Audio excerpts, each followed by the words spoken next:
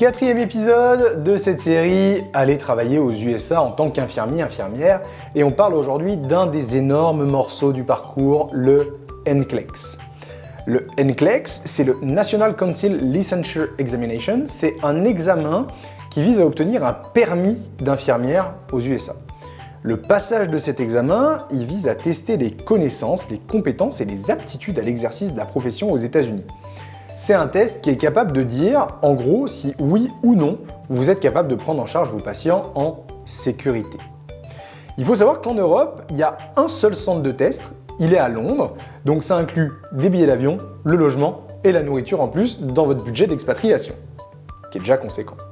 Pour l'anecdote, j'ai dû aller passer mon NCLEX en plein Covid et j'ai eu 10 jours de quarantaine juste avant le test, enfermé dans une chambre d'hôtel, avec la visite du ministère de la Santé à 2 reprises pour vérifier que je ne sortais pas de ma chambre. Mais comment il se présente du coup ce NCLEX? En gros, c'est un examen qui se fait sur ordinateur et qui est adaptatif, ce qui veut dire que toutes les questions que l'ordinateur vous pose s'adaptent à vos réponses. Plus vous répondez juste, plus le niveau des questions augmente. Vous avez un minimum de 75 questions et un maximum de 145 de mémoire en 5 heures, incluant vos pauses et les temps de consigne. L'ensemble des questions sont des questions à choix multiples, mais il peut avoir des variantes avec des calculs de dose ou par exemple l'identification de certaines parties du corps sur un dessin.